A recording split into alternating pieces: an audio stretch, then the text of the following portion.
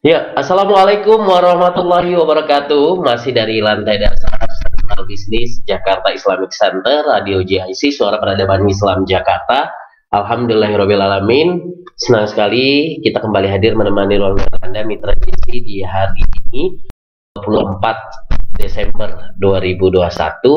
Dan tentunya Mitra JIC, kita doakan semoga Mitra selalu sehat, selalu bahagia, dan mudah-mudahan ini menjadi satu hari yang baik untuk kita bersama, bisa kita lewati, dan semoga kita semua ada dalam lindungannya.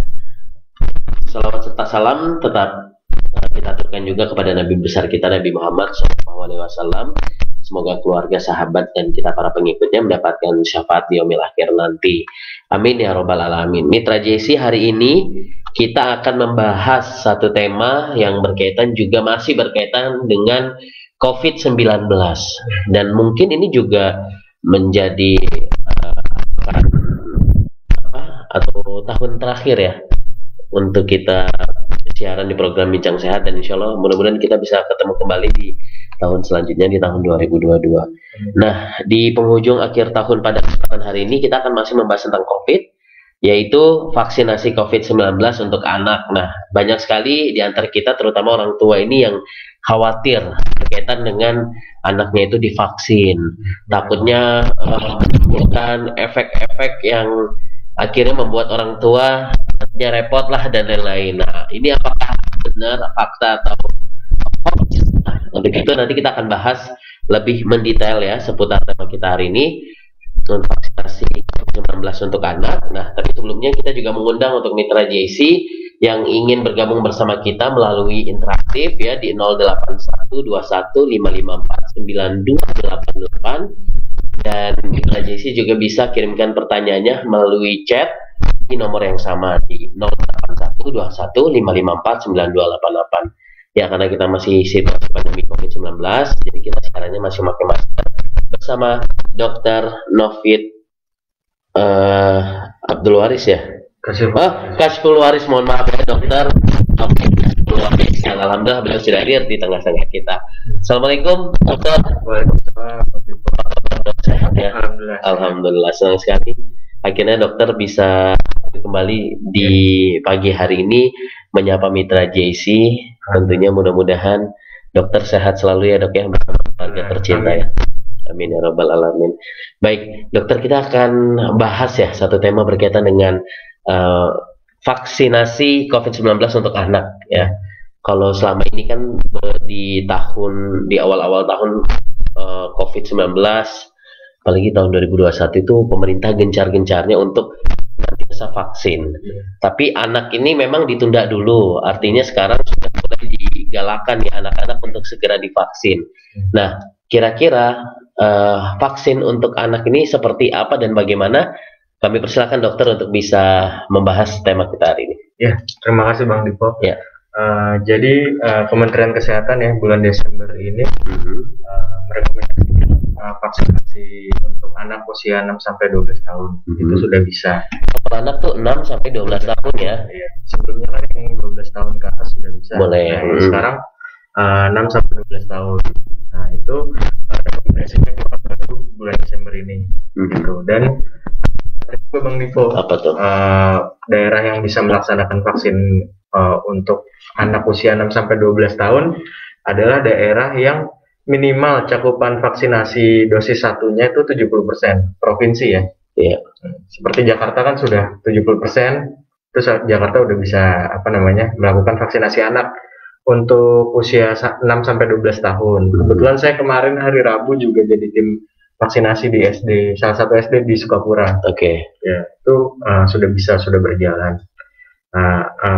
Untuk vaksin yang dipakai itu dari Sinovac, Mas Dipo. Jadi memang yang paling aman, yang sedikit sekali kipinya itu adalah jenis vaksin yang bahannya virus yang dilemahkan, inactivated virus. Karena metode ini sudah lama sekali ada Bang Dipo. Seperti vaksin hepatitis B itu inactivated. Dan ini sudah lama ya dok ya? Iya, metodenya yang dipakai sudah lama. Sudah terkenal aman. Oke. Jadi yang bisa dipakai untuk vaksinasi anak sejauh ini baru Sinovac saja. Jadi pakainya yang kemarin untuk vaksinasi anak itu baru Sinovac yang dikeluarkan rekomendasi dari Kementerian Kesehatan. Adapun Astra dan itu masih belum dikeluarkan rekomendasinya. Jadi baru satu jenis vaksin aja yang boleh untuk anak usia 6 sampai 12 tahun. Ya. Dengan apa namanya? Tentu saja kondisinya tidak ada penyakit bawaan, tidak ada apa namanya? Komorbid lah istilahnya.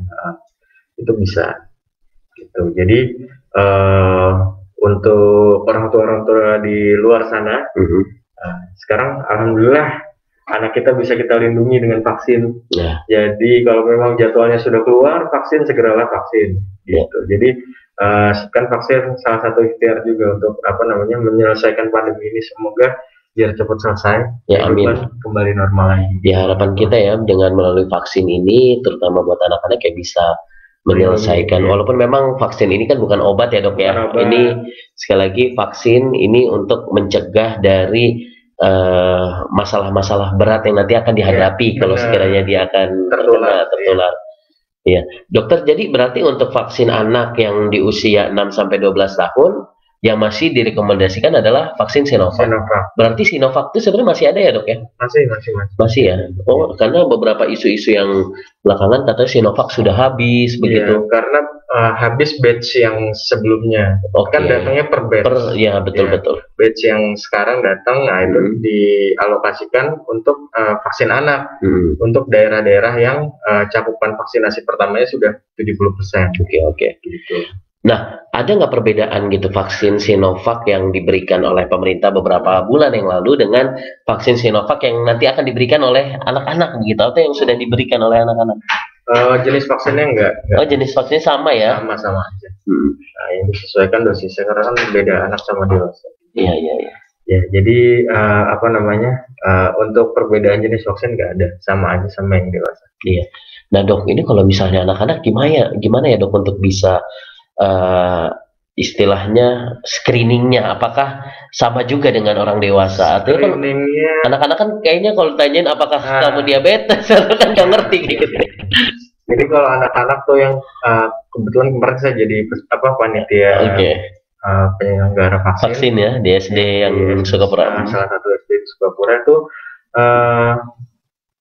jelas yang pertama harus ada orang tuanya, karena kita harus menggali histori masalah kesehatan dari lahir sampai sekarang. Orang tua atau wali kali ya yang menemani. Atau wali yang tahu kondisi kesehatan anaknya gitu. Karena kalau anak-anak ditanya kan, apalagi 6 tahun ya masih baru balita. Jangan 6 tahun yang kemarin 12 tahun aja masih nggak ngerti apa-apa. Jadi emang kalau vaksin anak harus didampingi orang tua atau wali yang mengerti kondisi kesehatan anak. Jangan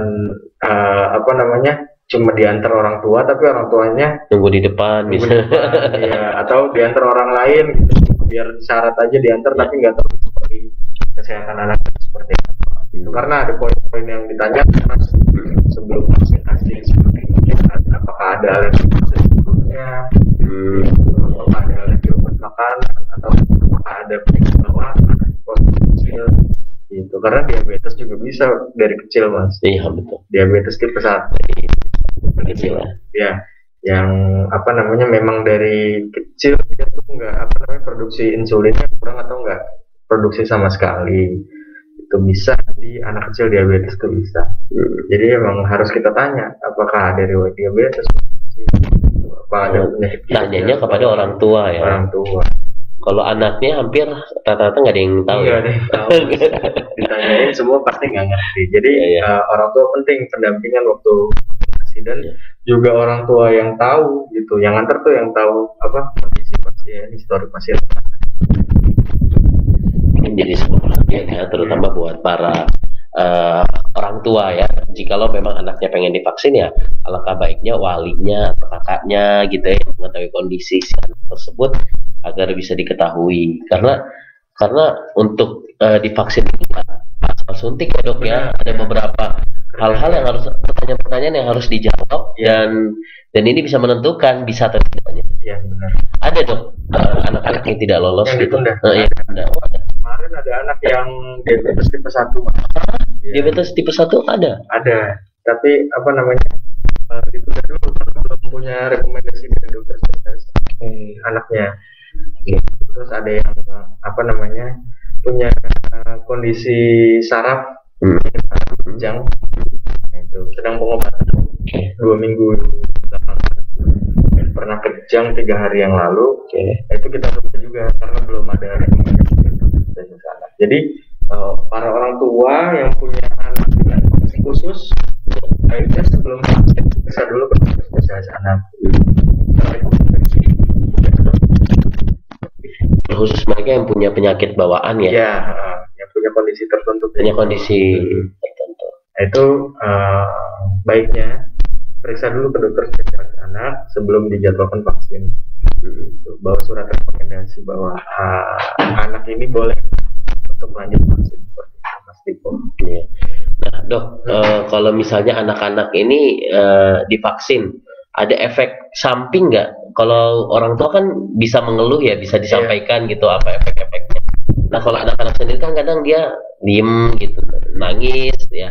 Kalau ini ada nggak, Dok? Ya, kalau yang Sinovac sama biasanya kipinya seperti yang biasa. Ada demam, ada peradangan di tempat suntikan, jadi terasa agak nyeri. Itu yang paling sering keluar gitu. Kalau apa namanya alergi yang berat-berat itu kan jarang. Jadi kalau memang kipinya muncul biasanya hanya demam atau kan seperti itu. Dan kita juga edukasi, Mas, setelah suntik orang tua kalau demam berikan paracetamol. Jadi terus juga kita edukasi demam tuh hal wajar setelah apa namanya vaksin, karena imun kita lagi mencoba mengenali si virusnya ini yang masuk ke tubuh kita. Nah, jadi di situ menyebabkan proses-proses imun, salah satunya demam itu sendiri. Nah, jadi kalau memang misalnya efek-efek yang tadi sudah disebutkan, memang itu sesuatu yang wajar ya, sesuatu yang wajar dan tidak perlu khawatir, tidak perlu panik ya. Dan dokter tadi juga memberikan solusi sebenarnya seperti paracetamol dan lain-lain. Nah, Dok, ini gimana, Dok? Misalnya anak-anak yang sudah terpapar COVID-19. Nah, ini juga apa syaratnya? Dewasa harus dalam jangka waktu beberapa lama setelah kena COVID vaksin, sebulan. Kalau kemarin sih di kuesionernya 1 bulan. 1 bulan ya. Gitu. Jadi 1 bulan setelah kena COVID boleh vaksin boleh. Itu kalau yang lama kan 3 bulan. Iya. Dan yang sekarang 1 bulan boleh. Kemarin di kuesioner. Jadi 1 bulan ya atau 1 bulan. Kalau misalnya anak-anak itu sendiri juga ada dua kali suntik. Iya, 2 dosis. 2 dosis ya. Intervalnya 1 bulan. Dan anak-anak sudah mulai nih yang kedua atau yang berjalan? Baru pertama ya. Oh, hampir rata-rata baru pertama ya. Iya ya. Jadi kalau anak-anak yang sekarang ini masih dosis yang pertama. Oh, berarti kayak misal di beberapa tempat-tempat khusus itu nanti akan dipenuhi oleh anak-anak ya sebenarnya ya. Iya, kemarin di sekolah ya untuk program vaksin itu ya. Mungkin biar gampang ya.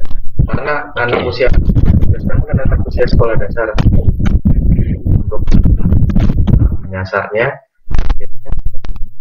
di sekolah data sesuai apa namanya daftar siswa di sekolah tersebut gitu.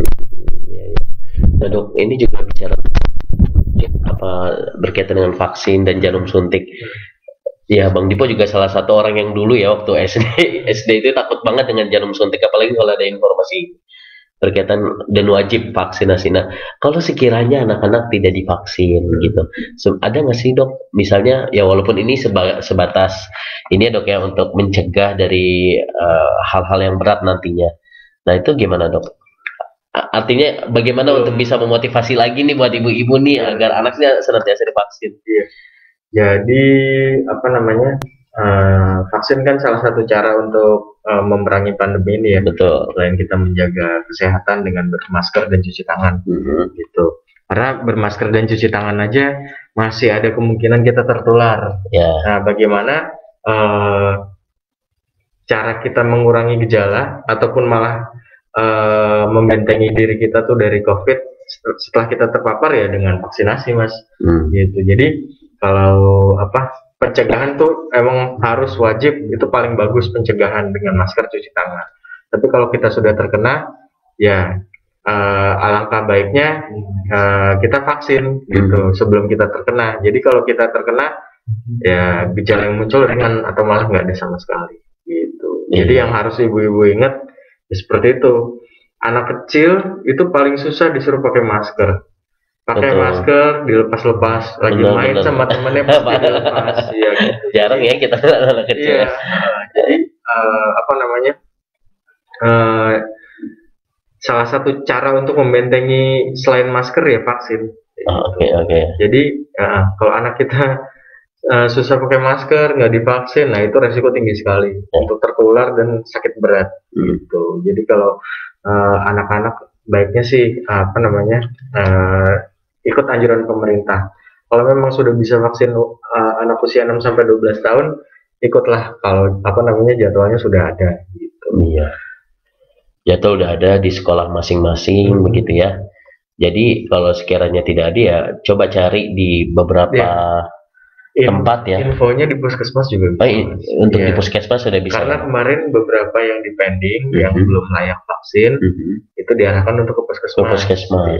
Kemarin ada beberapa anak yang batuk pilek, demam, pas datang, nah itu kita tunda dulu, Mas. Iya.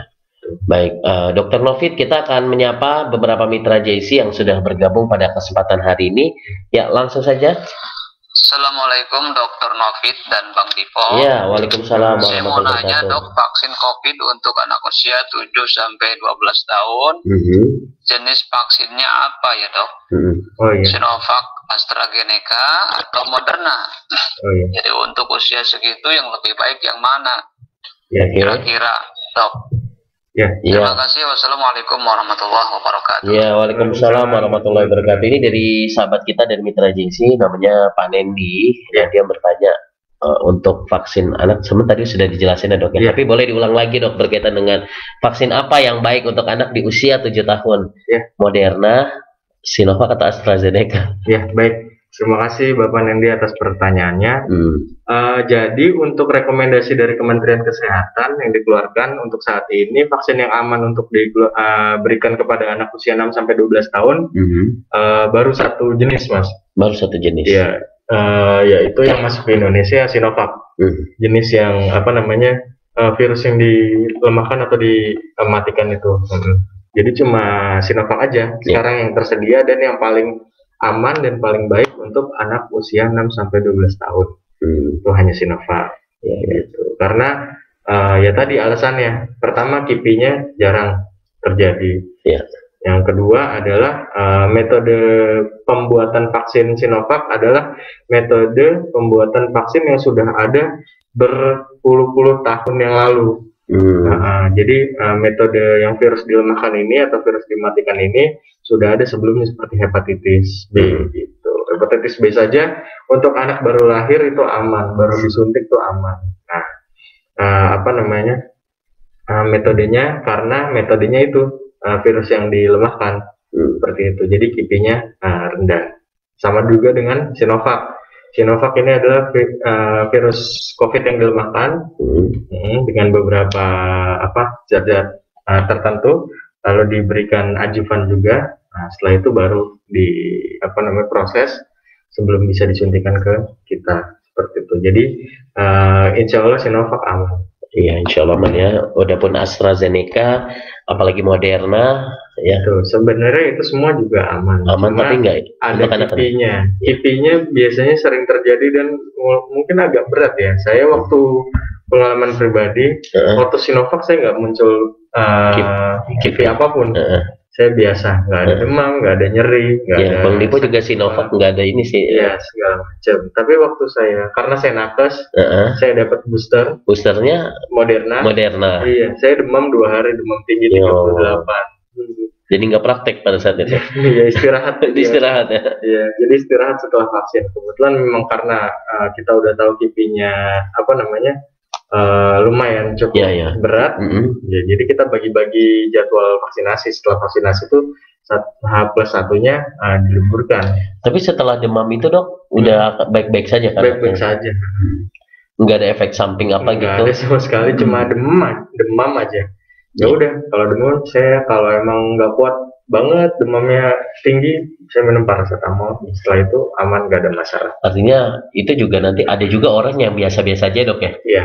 Ada juga yang memang punya efek gitu. Ada, iya. Karena tiap orang beda-beda respon imunnya. Betul sih. Kayak misalnya saya jujur, kayak misalnya setelah suntik Sinovac sih, alhamdulillah seperti apa yang dokter tadi ceritakan nggak ada efek gitu ya. Iya, karena cenderung aman mas. Iya. Karena metode yang dipakai itu yang virus dilemahkan itu aman. Betul. Tapi ada juga dok, misalnya yang sampai dia tuh demam seminggu nggak bisa jalan, saya bilang nggak tahu ada yang salah apanya gitu ya. Mungkin bukan karena kita merasa aman aja. Itu kan gitu nih yang saya bilang respon imun tubuh, tiap individu itu berbeda. Berarti anak-anak itu kalau misalnya dia kondisinya lagi pilek, lagi batuk, jangan dulu kan? Jangan dulu ya, karena kalau pilek sama batuk gitu, apalagi ada demam berarti kan dia ada infeksi. Nah itu sistem imunnya dia lagi kerja nih mas. Oh oke. Jangan ditambahin kerjaan. Kalau ditambahin vaksin berarti ditambahin kerjaan. Imunnya harus kerja double gitu. Jadi yang ada nanti malah sakitnya mungkin tambah berat. Seperti itu ya. Jadi kalau memang ada yang gejala-gejala sakit, batuk pilek, demam atau diare atau apapun, baiknya ditunda sampai sehat baru menerima vaksin. Nah itulah, sampai sehat baru terima vaksin. Kita langsung menyapa kembali. Ada Mitra JC juga yang bertanya ini, boleh kita langsung jawab ya? Assalamualaikum dokter dan Bang Dipo. Ya, waalaikumsalam. Mau bertanya, ini anak kami kan usianya 6 tahun 5 bulan, melakukan vaksin influenza di tanggal 25 November 2021. Wacana sekolah akan memberikan vaksin Sinovac kepada anak 20 Desember kemarin. Pertanyaannya, berapa jarak interval diperbolehkannya diberikan vaksin influenza dan vaksin Sinovac? Demikian, terima kasih. Assalamualaikum. Ya, waalaikumsalam warahmatullahi wabarakatuh. Iya, ini Ibu Ina. Tadi sudah bertanya, dia punya anak 6 tahun ya, 6 tahun lewat tadi ya, 6 tahun. Kemudian tanggal 25 November disuntik influenza. Kemudian tanggal 20 Desember wacana sekolah pengen ada acara suntik Sinovac.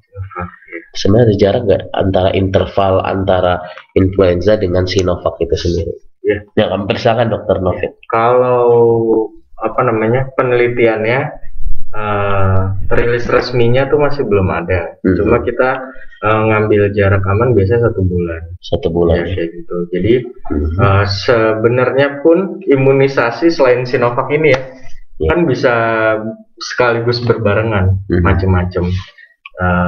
Seperti anak saya kemarin beberapa vaksinasi itu dua jenis vaksinasi dalam satu kali suntik gitu loh mas. Jadi sebenarnya vaksin-vaksin yang udah ada tuh beberapa ada yang bisa kombinasi mas. Cuma kalau Sinovac ini penelitiannya belum ada. Bisa digabungkah sama vaksin yang lain gitu? Apa harus berdiri sendiri seperti itu? Jadi kita kita ambil amannya harus diberi jarak interval minimal 1 bulan. Kalau 1 bulan bisa diberikan lagi ya langsung diberikan aja, nggak apa-apa. Gitu. Jadi kita cari amannya aja setelah 1 bulan. Karena biasanya sih setelah 1 bulan aman. Kalau mau menerima jenis vaksin yang berbeda seperti itu. Oke.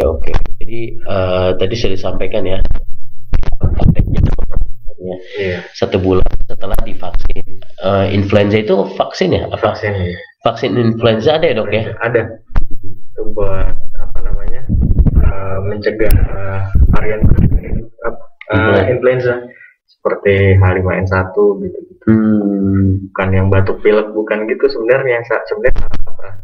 Vaksin influenza yang saya dapat dari guru saya spesialis anak tuh buat mencegah ya flu seperti H5N1 dan sebagainya macamnya, bukan yang batuk pilek biasa. Bang Dipo sih dulu sempat pernah ada pikiran gitu sih dok, misalnya katanya kalau kita tetap bisa batuk Sinovac, misalnya batuk pilek itu hilangnya ternyata bukan sebatas batuk pilek yang tadi dimaksud ya. Jadi kalau udah divaksin influenza pun tetap bisa batuk pilek Bang Dipo. Cuma ada varian-varian tertentu yang terkandung dalam vaksin itu yang nanti kalau kita terpapar tuh kebal, aman. Tapi influenza yang lain kalau masuk ke tubuh kita tetap kena, yang dibikin tuh varian-varian influenza yang gejalanya berat, yang dibikin vaksin. Kalau cuma batuk pilek biasa kan sembuh sendiri, jadi nggak masalah. Jadi cuma saya mau nambahin aja biar ngelurusin persepsi masyarakat betul. Orang tua di luar ini. Jadi kalau udah vaksin influenza bisa kena varian virus influenza kan banyak sekali. Nggak mungkin semuanya dibikin vaksin. Yang dibikin vaksin yang berat-berat aja. Nah itu dibikin dalam satu dosis vaksin yang bisa disuntikan ke kita agar mencegah tertular varian influenza yang berat. Tapi influenza itu vaksin influenza aman nggak sih dok? Misalnya influenza kemudian vaksin Sinovac gitu, itu kan sepertinya beda jenis ya dok? Jenis vaksin ya dok? Jadi memang harus saya bilang aman. Memang aman. Apapun sama kalau memang mau konsultasi itu sangat lebih bagus sama dokter spesialis anak. Itu sangat lebih bagus. Tapi kalau mau diberi jarak karena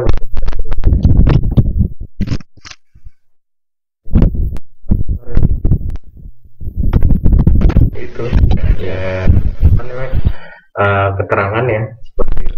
Iya, termasuk ini dok, nanti kalau misalnya nih anak-anak nih sudah di dosis pertama, misalnya dia Sinovac, karena ini Sinovac aja ya dok ya, misalnya nanti yang kedua pasti Sinovac juga kan? Kalau Astra gitu bisa? Kalau dewasa kan bisa. Tuh mas. Cuma kalau sebenarnya dewasa bisa ya dok ya? Iya, banyak yang seperti itu beberapa. Astra di luar. Kalau di luar negeri itu bisa. Tapi kalau di Indonesia sih kayaknya enggak. Iya. Di Indonesia tuh harus sama ya. Mungkin untuk tracking apa segala macam. Betul. Kita nggak ngerti. Yang dikeluarkan kan kalau beda-beda mungkin pencatatan susah. Gitu. Jadi sama. Tapi sebenarnya kalau di luar negeri itu bisa aja. Luar negeri ya ada penelitiannya bisa. Yang pertama dapatnya inactivated virus, yang kedua dapatnya RNA gitu bisa. Saya pun Sinovac 2 kali, boosternya Moderna. Benar. Iya. Cuma ya di Indonesia harus sama untuk kepentingan pencatatan biasanya. Betul. Ya dan ya kita kan tidak juga mau mengambil resiko ya. Iya. Dan artinya tapi sebenarnya kalau dari segi kesehatan saya masih bisa aja gitu ya. Tapi kalau anak-anak kan memang hanya diberikan hanya satu jenis vaksin dan diperbolehkan Sinovac ya. Sinovac aja ya. Mungkin nggak nanti suatu saat akan kalau nanti rilis rekomendasi baru boleh menggunakan jenis vaksin yang lain ya bisa mas. Bisa jadi. Karena sejauh ini semua masih dalam pengkajian mas. Semua masih ini istilahnya vaksin ini tuh semua serba baru gitu.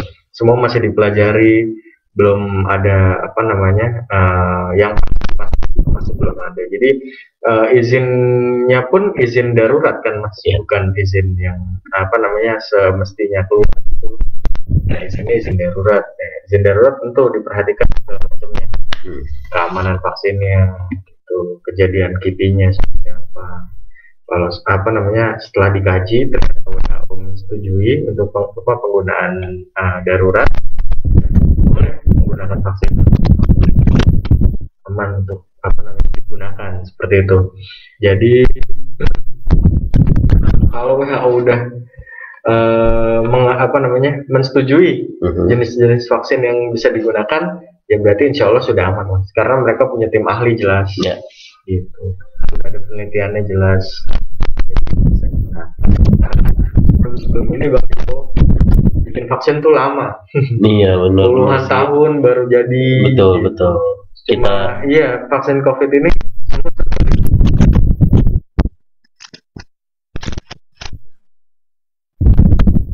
malah bahkan setahun beli ada.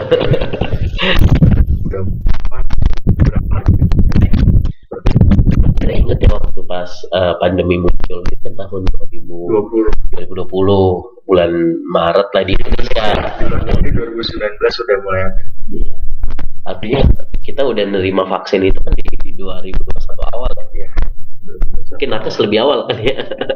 Saya 2021 Januari ya. Januari. Kalau saya kan Maret ya sebenarnya.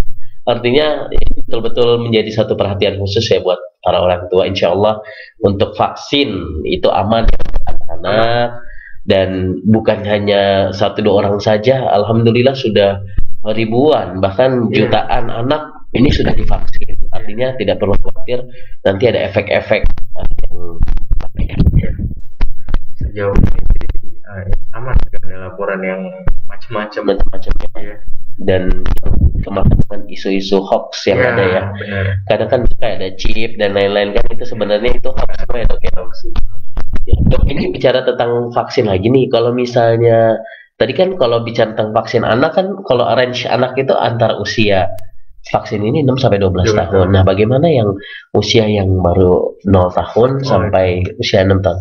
Ya itu masih belum bisa Mas, karena belum ada rekomendasi baik dari Kementerian Kesehatan kita ataupun pembuat vaksin ataupun WHO. Itu belum ada.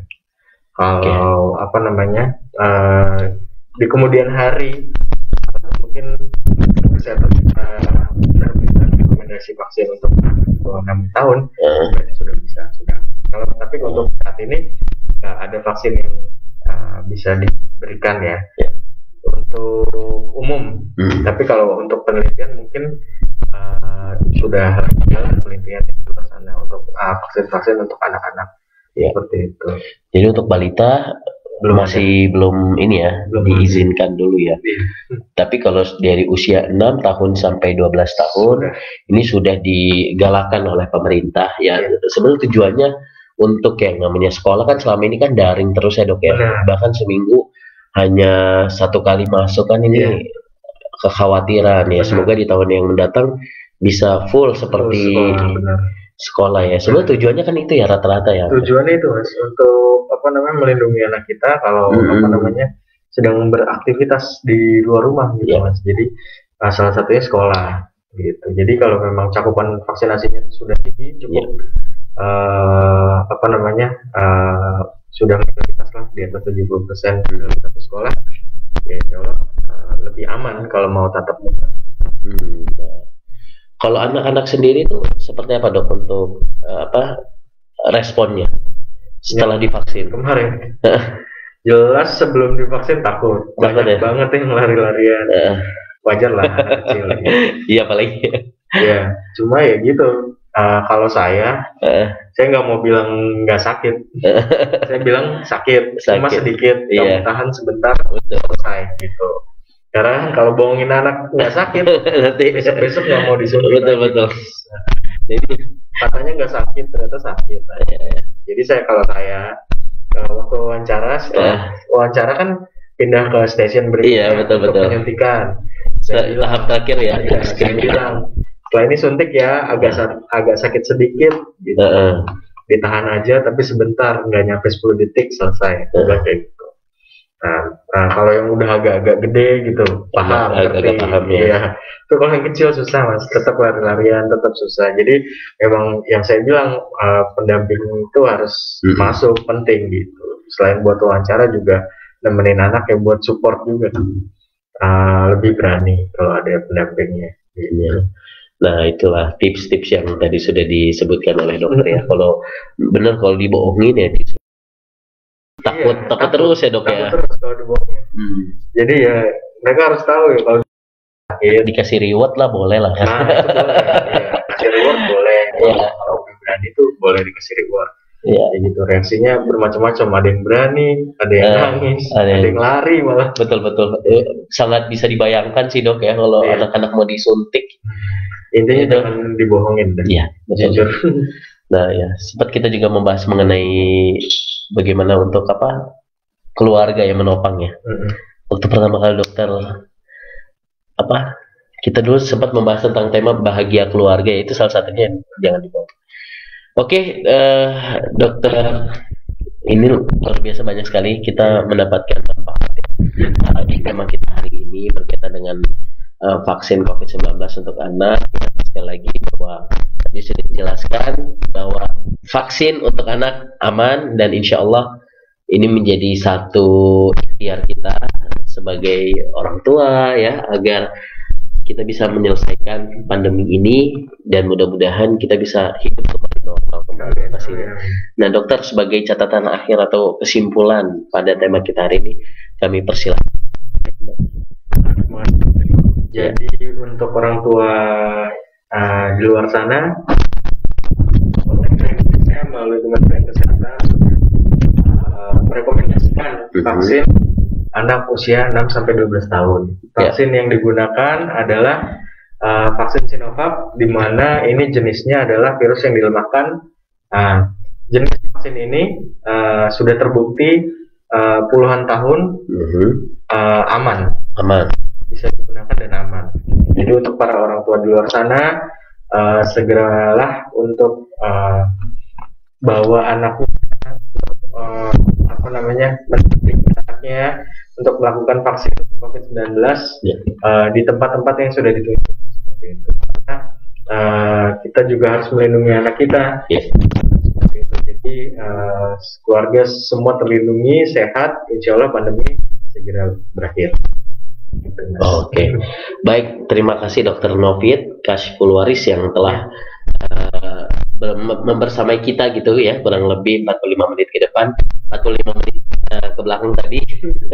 Sekali lagi terima kasih. Nah, untuk Mitra JC kami juga ucapkan terima kasih untuk mitra yang sudah bergabung baik melalui FM di 107.7 ataupun Facebook kami di Radio GIC, dan tentunya acara ini juga kita akan upload di YouTube channel kita GIC TV dan GIC Channel. Nah, Mitra JC kami sampaikan bahwa Rumah Sakit Islam Jakarta Sukapura juga punya klinik prima ya. Jadi buat mitra JIC yang pengen konsultasi ataupun pengen berobat gitu ya, rawat jalan, nah silakan mitra JIC langsung aja datang ke klinik prima Rumah Sakit Islam Jakarta Sukapura samping dari Masjid Darus Syifa.